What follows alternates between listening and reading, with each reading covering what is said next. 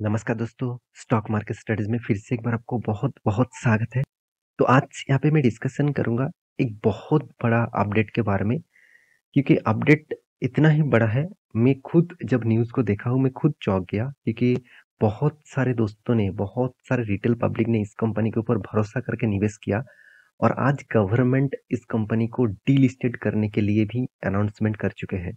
तो डीलिस्टेड मतलब देखिए 2 कारण के वजह से डीलिस्ट कंपनी होते हैं।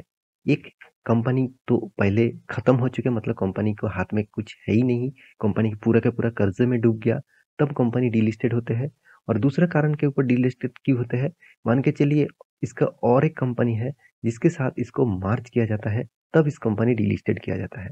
तो यहाँ पे बात कौन-सा हुआ है, कौन-सा टाइप डीलिस्टेड यहाँ पे देखने को मिलेगा और कंपनी कौन-सा है, सब कुछ मैं आपके साथ डिस्कस करूंगा। तो प्लीज मेरे वीडियो को मतलब चैनल को सब्सक्राइब करिए, वीडियो को लास्ट तक देखिए और अभी तक अगर टेलीग्राम को ज्वाइन नहीं किया तो जरूर कर ज्वाइन कर लेना, नीचे लिंक अवेलेबल है। तो चलो देख लेते हैं आज की कंपनी के डिटेल्स के बारे में।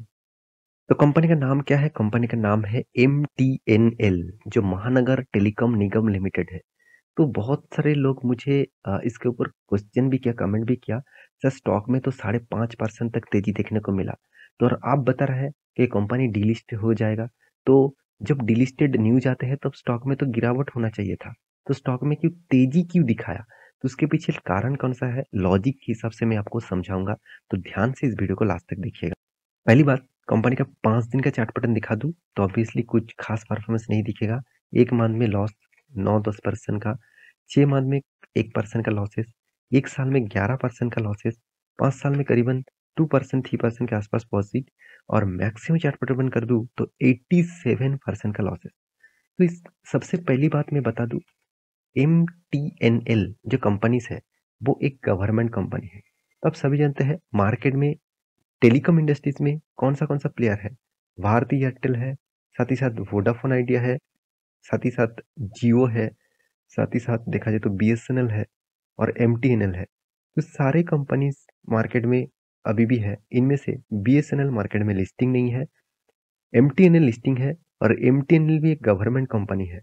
तो गवर्नमेंट कंपनी इस BSNL को तो चला नहीं पाया और MTNL को भी ठीक ठाक से ढंग से चला नहीं पाया क्योंकि बहुत ज्यादा कर्जा भी है, कंपनी लगातार लॉसेस में है। तो इसके कारण MTNL के ऊपर एक बहुत बड़ा अनाउंसमेंट कंपनी मतलब गवर्नमेंट ने लिया है। तो प्रोमोटर ने इसके ऊपर बहुत बड़ा अनाउंसमेंट लिया। तो प्रोमोटर के पास इस कंपनी के ऊपर स्टेक कितना है वो आपको बता दूं, उससे पहले कंपनी का कुछ परफॉर्मेंस दिखा दूं। देखिए, कंपनी 1400 करोड़ का है और लॉस कर रहा है 2000 करोड़ के आसपास और कर्जा 27,700 करोड़ के आसपास। तो गवर्नमेंट कर रहा है, मुझे तो पता नहीं। देखिए, मैं किसी भी गवर्नमेंट के खिलाफ नहीं हूँ, मगर मुझे ये देखना है कि गवर्नमेंट के ज्यादा से ज्यादातर कंपनी कर्जा क्यों इतना नहीं लेते हैं उसको सस्टेन कराने के लिए, तो बिजनेस के मॉडल्स के हिसाब से क्यों काम नहीं कराता।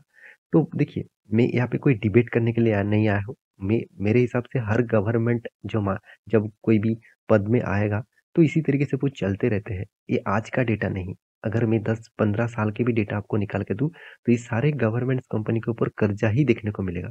तो हर गवर्नमेंट इसके ऊपर किस तरीके से वो कंपनी को चला रहा है वो खुद ही जानते हैं, क्योंकि मेरे हिसाब से इस तरीके से कंपनी के ऊपर जो डेटा देखने को मिला वो बहुत खराब है। तो इन्वेस्टर के बारे में बात करो, अब देखेंगे तो प्रोमोटर के पास कितना 66.82% का होल्डिंग है, जिनमें प्रोमोटर के पास, सॉरी प्रोमोटर मतलब प्रेसिडेंट ऑफ इंडिया के पास ही होल्डिंग है। आप कहेंगे सर FS के पास तो होल्डिंग नहीं है।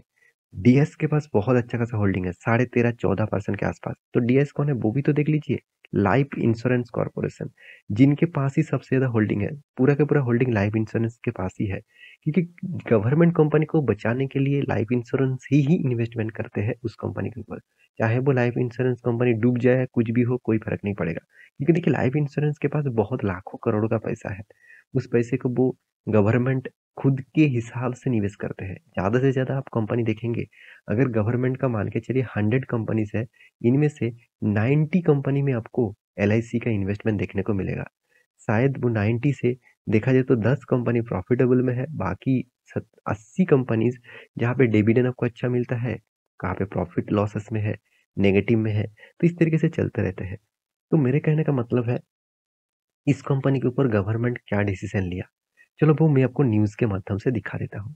तो मैं दिग्गज वेबसाइट द इकोनॉमिक टाइम्स के ऊपर आ चुका हूँ, तो पूरा क्रेडिट मैं इस साइट को दूँगा। तो यहाँ पे जो न्यूज़ आपको दिखाऊँगा, ध्यान से देखना इस चीज़ को। तो यहाँ पे क्या बताया जा रहा है? MTNL stock jump 7%। ऑब्वियसली यहाँ पे 7% का पिछले दिनों का जंप हुआ था। Reports that government is looking to delist company. इसका मतलब गवर्नमेंट अभी लुकिंग टू मतलब क्या है? अभी सोच रहा है। फाइनली अनाउंसमेंट नहीं किया कि कल जाके लिस्टिंग होगा कि इतने तारीख के बाद वो डीलिस्टेड हो जाएगा। अभी लुकिंग टू डीलिस्टेड कंपनी मतलब अभी बताया जा रहा है, एक बातचीत हो रहा है कि गवर्नमेंट करेंगे कि नहीं करेंगे, अभी तक फाइनलाइज नहीं हुआ है। तो अब ध्यान से देखेंगे और एक न्यूज चैनल के माध्यम में भी आपको दिखा रहा हूँ, ETtelecom.com जो इकोनॉमिक टाइम्स के ही टेलीकॉम.com साइट के ऊपर यहाँ पे न्यूज पब्लिश किया। यहाँ पे बताया जा रहा है गवर्नमेंट में डीलिस्ट एमटीएनएल एंड साथ साथ और एक बात किया गया है टू मार्च विद बीएसएनएल। तो मैं पहले बता चुका हूँ, दो तरीके डीलिस्टिंग देखने को मिलता है। एक, पहली बात, कंपनी टोटली बर्बाद हो गया, कंपनी को देने के लिए और कुछ भी नहीं है, कंपनी कर्जे में डूब गया है, तो वो डीलिस्ट हो जाता है, कंपनी टोटली बंद हो जाता है। दूसरी बात, कंपनी दूसरी कंपनी के साथ मार्च हो जाता है, तब कंपनी डीलिस्ट हो जाता है।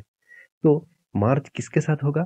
बीएसएनएल के साथ, भारत संचार निगम लिमिटेड, जो गवर्नमेंट का telecom industries, first time India में टेलीकॉम इंडस्ट्रीज तैयार हुए थे बीएसएनएल के माध्यम से।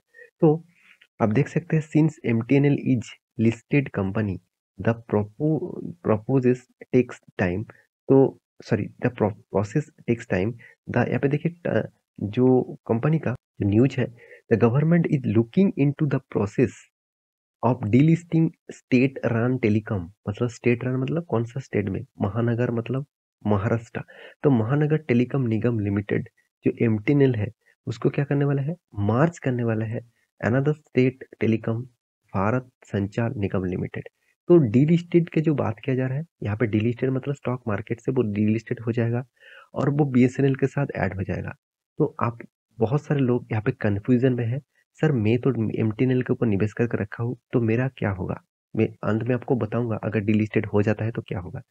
तो देखिए यहाँ पे बताया जा रहा है, द लॉ, यहाँ पे देखिए लीगल कॉम्प्लेक्सिटीज आर, यहाँ पे देखिए being looks into, we have appointed a consulting firm as an advisor.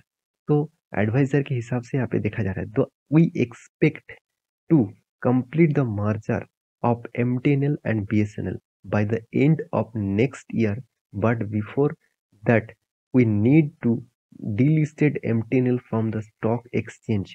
तो यहाँ पे स्टॉक एक्सचेंज से डिलिस्टेड किया जाएगा, इसी तरीके से बातचीत यहाँ पे किया जा रहा है। और मार्च किसके साथ होगा? बीएसएनएल के ऊपर। तो मोटा मोटी एक कॉन्सेप्ट आपको आ चुका है कि कंपनी डिलिस्टेड होगा मतलब गवर्नमेंट करेंगे और वो बीएसएनएल के साथ मार्च करेंगे। तो इस तरीके से बातचीत हो रहा है, अभी तक फाइनल नहीं हुआ है। तो रही बात शेयर होल्डर का, तो शेयर होल्डर क्या करने वाले हैं? देखिए, मान के चलिए आपके पास इस कंपनी का शेयर है, मान के चलिए इस कंपनी के ऊपर आपको 100 शेयर है। तो 100 शेयर आप कंपनी जब डिलिस्टेड हो जाएगा तो आपका शेयर तो आपके पास नहीं रहेगा। तो एक्चुअली आपका शेयर कहाँ पे चला जाएगा? बीएसएनएल के पास। तो बीएसएनएल के भी ऊपर आप हिस्सेदारी बन जाएंगे। तो एक्स्ट्रा बेनिफिट के हिसाब से अगर बीएसएनएल के ऊपर मार्च हो जाता है, तो आपके जो 100 शेयर है, अगर गवर्नमेंट अनाउंसमेंट कर दिया कि एमटीएनएल के साथ बीएसएनएल का जो मार्च हो रहा है, आपके पास एमटीएनएल का एक शेयर है, तो और एक एक्स्ट्रा बेनिफिट के हिसाब से बीएसएनएल का शेयर मिलेगा। तो ऑब्वियसली आपके पास 2 शेयर हो जाएगा, मतलब 100 शेयर से आपके पास 200 शेयर हो जाएगा। तो आप वो शेयर डायरेक्ट जाकर बाई सेल नहीं कर पाएंगे क्योंकि बीएसएनएल स्टॉक मार्केट में लिस्टिंग नहीं है। तो आप, उसका कुछ फॉर्मेलिटीज होते हैं, उस फॉर्मेलिटीज के हिसाब से आपको वो स्टेक बेचना होगा और आप पैसा वहां से ले सकते हैं। देखिए, इसीलिए स्टॉक के ऊपर जंप देखने को मिला। अगर ये बात नेगेटिव होता, तो अगर मान के चलिए बीएसएनएल के साथ ऐड होने के बाद कंपनी के शेयर आपको हिस्सेदारी नहीं मिलता, तो इसलिए स्टॉक के ऊपर जंप नहीं देखने को मिलता। क्योंकि देखिए, अगर कंपनी बता दिया, गवर्नमेंट बता दिया, एक के बदले आपको एक शेयर मिलेगा मार्जर होने के बाद, तो ऑब्वियसली आपको फायदा होगा। तो इसलिए बहुत जबरदस्त बाइंग देखने को मिला। तो मेरे पूरे बात आपको शायद मतलब क्लियर हो चुके हैं। तो अगर मेरे वीडियो अच्छा लगे तो लाइक करना, और आपके पास एमटीएल जैसे कंपनी का हिस्सेदारी है तो मुझे जरूर कमेंट करना। मिलते नेक्स्ट वीडियो में, तब तक के लिए अच्छे से रहिए, अपने ख्याल रखिए, बाय बाय।